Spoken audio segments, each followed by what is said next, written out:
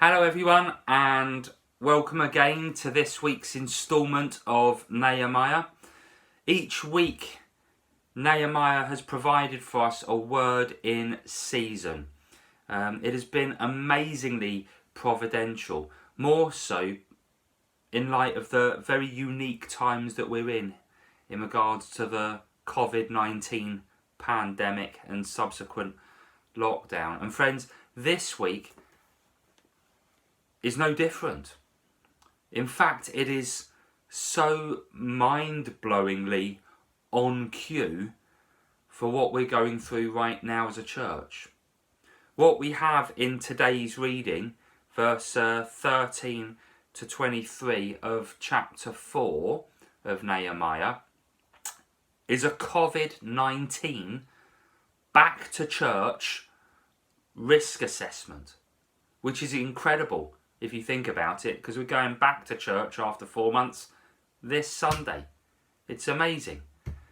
What we have here is community bubbles, stewards, PPE, and even social distancing, all in these wonderful verses of Nehemiah. Nehemiah chapter 4 verse 13 to 23. This week's passage of scripture is everything we need to prepare ourselves to come back to church this Sunday. Praise God. Isn't that incredible? So let us have a look at these verses together and see what Nehemiah has to say to us. Our reading begins in verse 13 with the word therefore. Therefore. And every time we come to a therefore in scripture, we have to ask ourselves, what is it there for? Well, this therefore is there to point us back. It is Nehemiah saying that the consequences of all that has happened before is the following risk assessment. Okay? So let us have a brief recap that this therefore demands. You'll remember from previous studies that Nehemiah showed Christ-like condescension by leaving the throne room of the Persian Empire to live among the rubble of Jerusalem and those rebellious Jews. He left absolute luxury for absolute poverty, and he sacrificed all to go and build God's kingdom among the flames. And the Lord blessed his work. But this brought about attacks from the world, enemies of Jerusalem that wanted to see God's kingdom crushed. And these people, they spread lies and deceit and hatred, and they threatened violence, and this disrupted the work. The oppression from outside the church caused depression from within. The people became scared, and they became touchy, and they became pessimistic. They feared the world outside, and they just wanted to give it all up. They wanted to stop doing God's kingdom's work to go back home.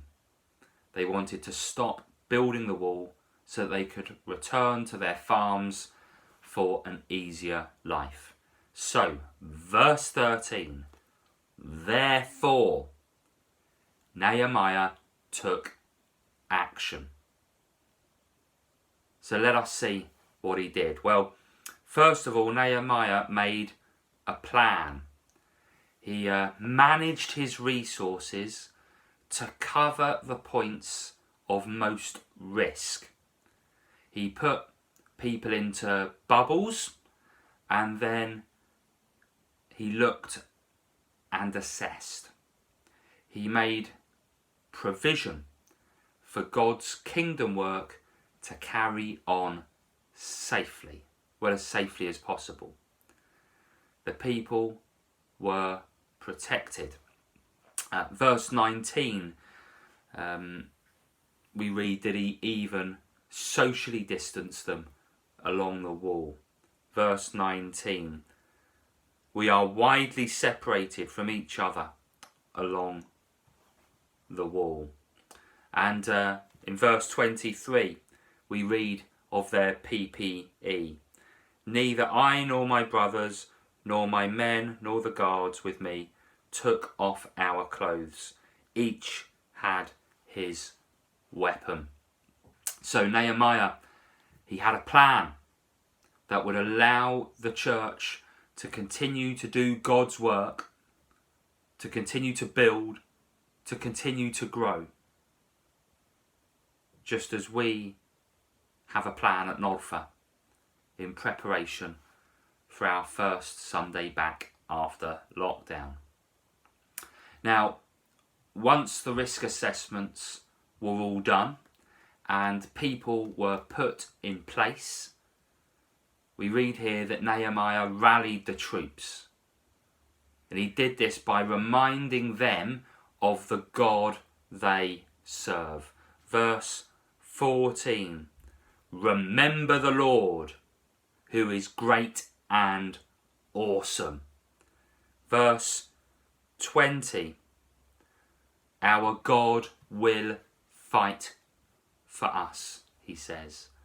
Nehemiah reminded the people here that our God is worth fighting for.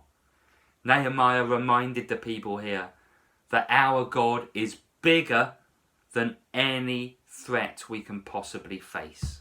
Job 26:14. By his power he stilled the sea. Psalm 147. He determines the number of the stars. He gives all of them their names. Great is our Lord and abundant in power. His understanding is beyond all measure. Hallelujah. Friends, Nehemiah lifted the people who were anxious and fearful and under threat. He lifted his people by reminding them that God is sovereign, that he is in control and he will fight for them.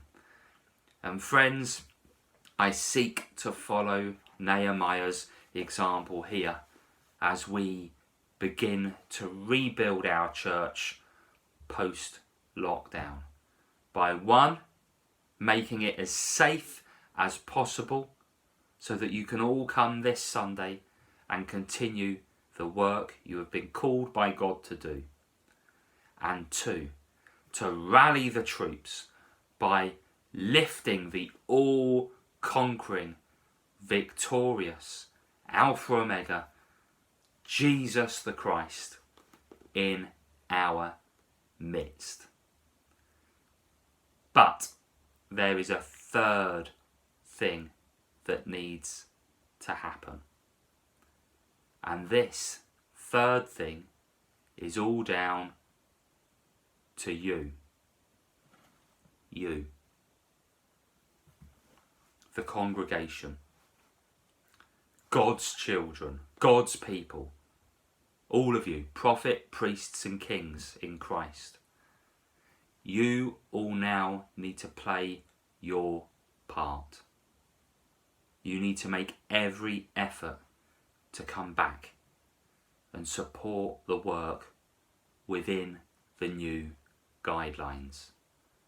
Friends, Nehemiah could not build the wall on his own. Friends, Nehemiah could not fight off any threat on his own. He needed the church. He needed God's people. He needed their trust. He needed their support. He needed their skills. He needed their talents.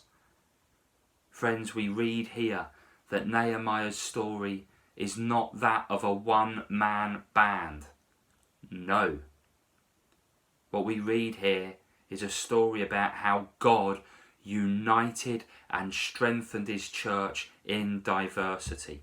How God called everyone to work together in love. How God brought people together as one covenant family, to watch over each other's backs at time of crisis, and make every effort, and I mean every effort, to get back to work, the work that he has called them to as the church. And because of their faith, we will see that they did defy all odds, and in God's strength they rebuilt Jerusalem, God's city of peace on earth. Friends, like Nehemiah, we have all worked very hard as a leadership team to put in place all the protection and procedures required by the government to keep you safe when you come to church. We have deep cleaned the church. We have provided allocated seating for you to come and remain in your safety bubbles so that you can come and serve God in worship, albeit, verse 19, widely separated. We have PPE, hand sanitation.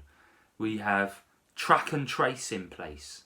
We have a one-way system, and we have adjusted the services to make it as family friendly as possible so the children can come too. We don't want them missing out of church. It's so important that they come. Friends, we have God with us, and we have a kingdom to rebuild in his name and for his glory. It's time to get back to work.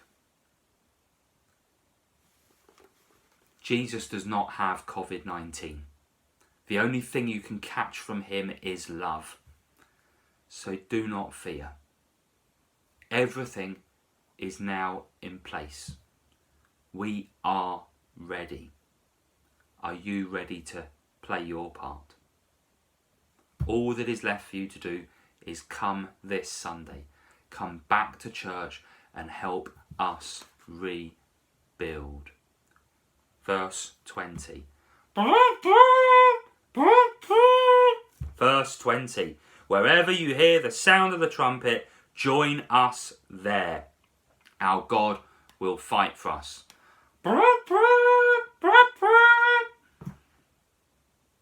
I'm playing the trumpet, and I'm outside Notfer, Sunday morning, 11 a.m. Friends, we are back in business. If you haven't done so already, go to our website, read through the details so you know what to expect when you come, and you can remain as safe as possible, and register your seat so that we can put you in your safety bubble, and we'll have your information then for track and trace. It's been 4 long months. I miss you all. I love you all, and I can't wait to see you Sunday.